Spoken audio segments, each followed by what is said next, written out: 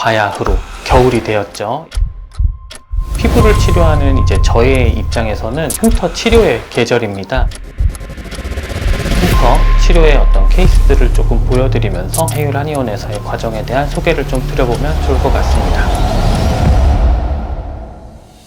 네, 그러면 첫 번째 케이스부터 시작을 해보겠습니다. 지금 사진으로 보이는, 저도 이제 사진을 보면서 설명을 드릴 거거든요. 지금 이제 사진으로 보시는 이분 같은 경우는 지금 볼 부위에 보시면은 이 흉터가 확연하게 좀 드러나 있는 부분도 있지만, 이제 기본적으로 흉터 이 사이사이에 조금 더 이렇게 붉은 부분들이 확실히 안에서 비춰지는 이제 이런 형태를 띠고 있어요. 이게 무슨 얘기냐면, 형태적인 변형은 생겨 있지만 기본적으로 그 안에 아직 염증이 내재하는 상황이라고 보시면 되세요. 제가 잘 쓰는 표현인데, 피부 안에 이제 염증이 가라앉은 듯 하지만 이 염증이 잔존하게끔 좀 흡사 고여있는 어떤 형태로 자리를 하고 있는 상황이라고 보시면 되거든요. 이분께서는 처음 이제 내원해 주셨을 때는 당연히 이제 흉터를 치료하기 위해서 내원을 해 주셨는데, 다만 제가 어떤 말씀을 드리냐면, 흉터 치료를 진행하기 이전에 이 염증을 일부 정리해 주는 이 과정이 분명히 선행이 되어야 한다라는 거고요. 그래서 이제 이 염증을 먼저 제거하는 과정을 좀 짧게나마 진행을 했었어요. 무조건 뭐 약을 먹어야 되고, 뭐 이를테면은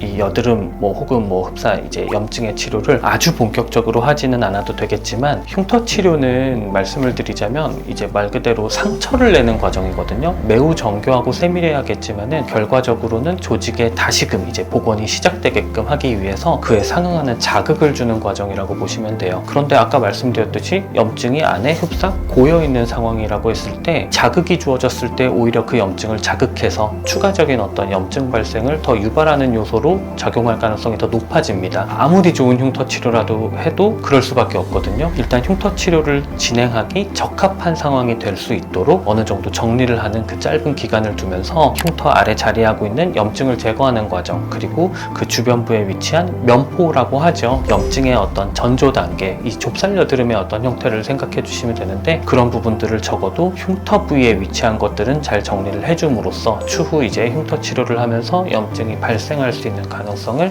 최소화해 준 다음에 흉터 치료를 시작을 하게 됩니다. 그래서 이분 같은 경우는 염증 치료를 좀 선행을 해서 먼저 진행을 한 그 이후에 이제 흉터 치료가 진행이 되었는데요. 저희 해율 한의원에서 진행하는 가장 대표적인 치료죠. 복합 시술이라고 보시면 돼요. 이 오름 테라피라고 하는 시술을 반복적으로 진행을 했고요. 이 오름 테라피라고 했을 때 이 복합적인 어떤 요소가 어떻게 이제 구성이 되냐면, 사진을 보시면은 이 박스 형태의 흉터가 분명히 자리를 하고 있거든요. 그래서 이제 한 부위 한 부위 그 이제 부피의 복원이 필요한, 그러니까 말 그대로 패인 부분을 좀 확실하게 채워 올려줘야 하는 하나하나의 딱 뚜렷한 개체를 가지고 있는 그 흉터들에, 우리 흔히 한의원에서의 새살침이라고 하면은 가장 많이 떠올리시는 게 하나하나 알에서 들어가서 채워 올려주는 이런 치료를 생각하시잖아요. 해율 한의원에서는 그런 하나하나 들어가는 형태를 새살 참침이라고 명칭을 하고 이제 시술을 진행을 합니다. 오름 테라피를 진행한다 라고 했을 때, 부피의 복원이 강하게 필요한 그 한 부위 한 부위 박스 형태의 흉터에 새살 참침이 먼저 시행이 돼요. 그 이후에 이제 이어지는 과정으로서 율각 테라피가 이제 이어지는 형태가 되거든요. 이 율각 테라피도 역시 해율 한의원의 어떤 대표적인 시술 중에 이제 하나인데, 새살 차침이라는 시술과 새살 약초침이라는 시술, 이 두 가지가 결합이 된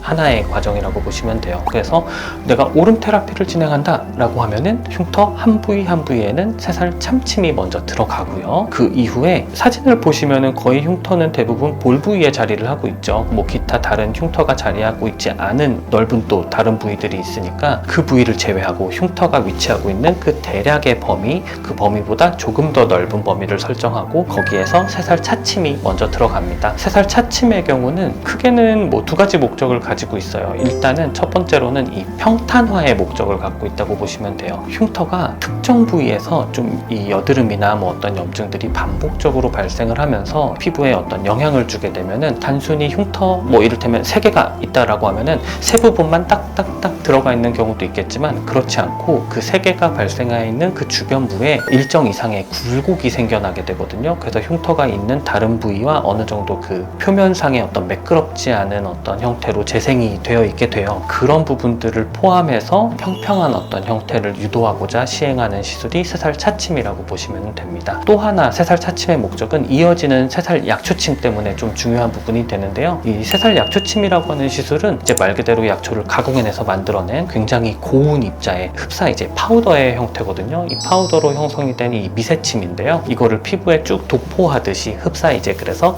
약간 마찰이죠. 때를 밀듯이 이제 진행이 되는 이 시술이라고 보시면 되는데, 이게 단순히 뭐 마찰을 유도한다 이런 것도 있지만은 침투시키는 과정을 겪게 돼요. 피부 이 각질층 내에 침투가 되었다가 시술 이후 며칠 내에 이제 이 각질의 어떤 형태로 같이 탈락을 하게 되는데, 이 새살 차침이 약초침 시술 이전에 진행이 되면은 피부에 말 그대로 약초침 입자들이 흡수될 수 있는 충분한 공간을 더욱더 많이 확보해주는 이제 그런 역할도 한다라고 보시면 되세요. 차침이 먼저 선행된 그 이후에 이제 약초침이 이어지게 되는데, 여러 가지 목적을 가지고 시술이 될 수 있겠지만 지금의 경우 흉터의 형태적인 어떤 변형을 치료하는 과정에서는 이 약초침이 물리적인 마찰 및 각질의 탈락을 통해서 흉터의 날카로운 테두리를 매끄럽게 만드는 그 목적을 가장 강하게 가지고 진행이 됩니다. 그래서 염증 치료 이후에 이제 이 오름 테라피라는 하나의 시술이 반복적으로 시행된 이후에 어떤 모습도 확인을 하실 수 있을 텐데요. 당연한 얘기겠지만은 염증으로 인해서 붉어졌던 부분들은 그 이제 염증 치료가 선행이 되면서 자연스럽게 계속 회복을 이제 만들어내게 되고요. 오름 테라피가 시행이 되면서는 시술이 들어갔던 그 흉터 한 부위 한 부위는 일시적으로 당연스럽게 흉터 안층에서의 그 상처, 자극이 이제 발생하는 부분이다 보니까는